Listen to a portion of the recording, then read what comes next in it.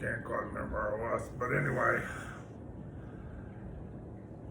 he, just as an example, he spent 2 years in the public parks of Tokyo studying what the people kind of living out, the homeless people more or less, diseases of the ear. And he just went on and on and on studying everything. And he became he discovered it, all this stuff, just figured it out himself. I guess intuition played a good part, but fasting so he feel the energy better, and I don't know. Anyway, he did it. He became very famous as a healer. The Emperor of Japan became very ill. They got great doctors in Japan, ordinarily they could heal anything, but they couldn't heal him. And they asked Jiro to kill the Emperor, and he came and he healed the Emperor. The Emperor was very grateful and said to him, I'll give you anything you want. What would you like? He said, I'd like to just be able to go into the ancient records called the Kojiki, which ordinarily only certain priests can go, and start looking there. And so they let him go in there, and he found shin jyutsu in there, the whole system, which he had discovered himself. So, it confirmed to him what he discovered. And I'm sure he learned some things, whatever. Same thing happened to the Emperor of China. The Emperor of China became ill. Ordinarily, Chinese physicians were the best in the world. Like, ordinarily, they could cure anything, but they couldn't cure it. And they had heard about Jiro. They invited him to come heal the Emperor. He did. The Emperor was very grateful. He said, I'll give you anything you want. What do you want?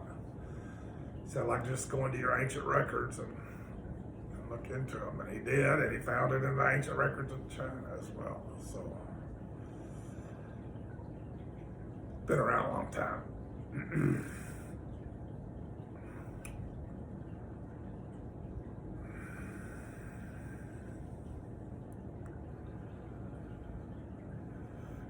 One thing, one of the most profound things she teaches in there, she says it's all because we don't breathe right. They talk a lot about breathing in my little thing. She has this thing, it's counting your breath and counting 36 breaths. So if you'll do this every day, it's unbelievably powerful. When I first started meditating, I read Zen Mind Beginner's Mind, and it's our instructions too, Usually we just use the breath, but if we want another little aid, we can count the breaths. And I did that in the early days, but I don't know, I didn't think much of it. But then when I started working with her stuff and started doing it again, counting the breath, this is the most profound thing imaginable. I don't think there's anything more profound than sitting there counting your breath. It seems weird to say that, but try it. You'll be blown away. I can't get to 36, so probably, but I'm blissed out long before I get to 36, but, like, a lot of times Zen, they'll say count to 9 and then start all over. That's what I used to do. I do 9 and then get to 36 that way. Try it. It's extremely powerful. If you just count to 36 breaths, one day it'll change your life. You do it for a week and unbelievable what it'll do for you. It's crazy.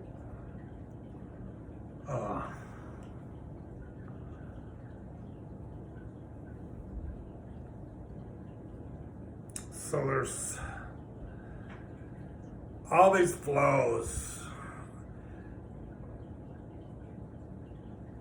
We don't use the word illness. Projects. If you've got a project, the cause of it is a disturbance in the flow of energy. 100%. Not like sometimes. It's 100%. So the most powerful way of dealing with, most effective way of dealing with it, you can do, there's other ways of dealing with it, but there's nothing that's more, works better, goes directly to the point, it works every time, all the time, 100% of the time, never fails. You change the energy, you're going to change the symptom, you're going to change the illness, wrong word to use. Takes you down the wrong road to start calling it illness. You're already, everything's about your attitude, and using words like illness really affect your attitude. If you say project, you got a whole different attitude. Oh, I got a project, fantastic. Let's get on that project. Let's move it up to number one.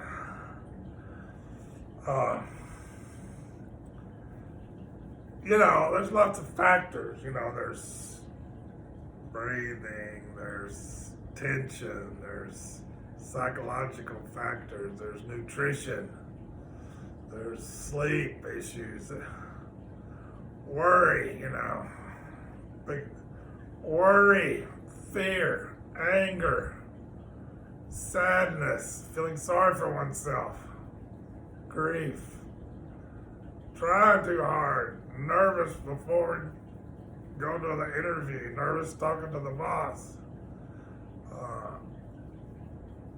tense before the event,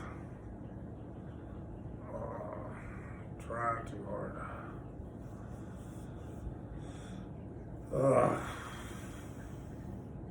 These are the kind of things that cause illness. And really a lot of jyutsu, you're working with a practitioner, she's going to try to help you with your mental attitudes.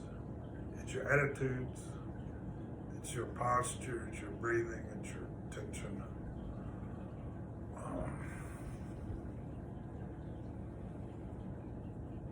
You can do this yourself. I do an hour a day on myself. I have for 15 years. It's unbelievable. A lot of times maybe I don't feel it that much, but I do it. Sometimes, you lay on the table for an hour and you don't really feel that much. What happened? I don't know. But over the next 24 hours, you feel a shift. You feel a definite difference, I think. I do. And it continues, There's a shift for the positive and it continues. Things are just a little better. And then if you work on yourself at the same time, posture, smile, breathe, don't worry, don't be afraid. Fear is a big one. Shambhala, fear is like huge in this. She calls it false evidence appearing real. Anger, self-pity, sadness, trying to's. So you shift your attitudes and you get some jyutsu either from yourself or it's good to get it from another person. She says it's like you clean your house, but every once in a while you want somebody to come in and really clean your house. Just really good. That's like getting somebody to do this for you, lay on their table. Somebody really cleans your house, like you're cleaning your house every day, that's great, but man, you can heal anything. Maybe you gotta work on yourself too, But it is my friend Connie White from San Antonio. She has some great stories. She's been doing this a long time. She could heal it. She had such confidence in her ability to heal something because she'd healed it, over and over and over. That's the way all these people are. They heal it over and over and over, and then they kind of think they can heal it because they've done it,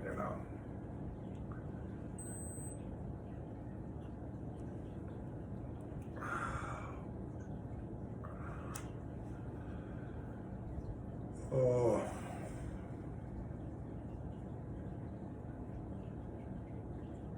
beautiful you can do yourself. And I don't know, man. You can use this in meditation. Just usually we're working on this one. I worry our mind's taking us away. You could use this one for a long time, you know. This is a great meditation posture, but Truck Rinpoche proved to me this is a good one too, because I watched him use it. You know, not meditation per se, but next best thing. But it works. It works as a meditation mudra, or just a mudra. Just you're watching TV or you're just hanging out.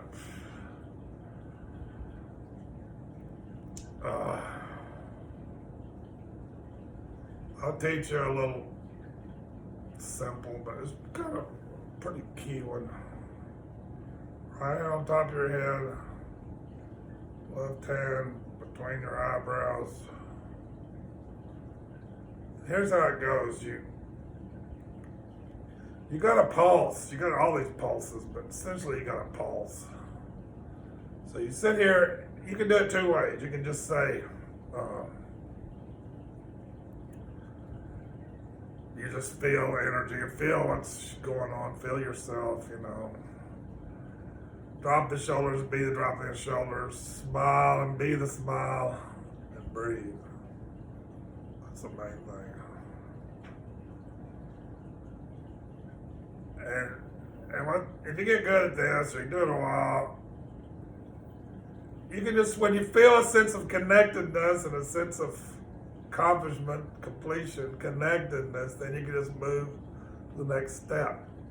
Or another thing that may happen is you feel the energy build.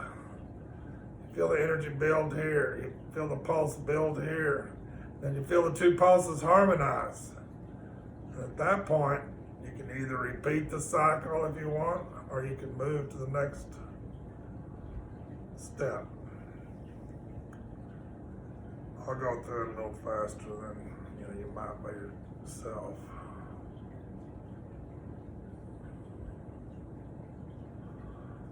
This is kind of heart level, basically.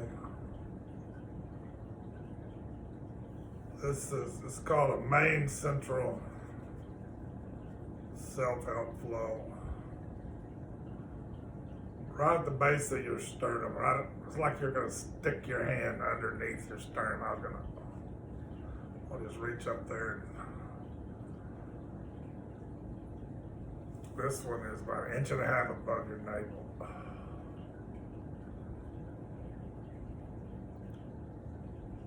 It's hard to breathe. We're always holding our breath, man. I'm always holding my breath, especially if I'm doing something or thinking something or. I remember they called it perching. We're always perching instead of Sitting Bull. He's not perching. He's resting on the earth. He has this real sense of connectedness and heaviness and weightiness, resting on the earth. He's not just off in his head somewhere perching, but he's really there. Next one is top of your pubic bone. The last one is this right hand goes to the base of your spine.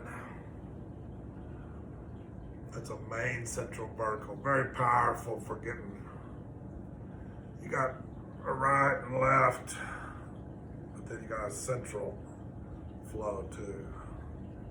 And then you got connecting flows, which connect those three and regulate those three, keep all those three in harmony and not out of balance.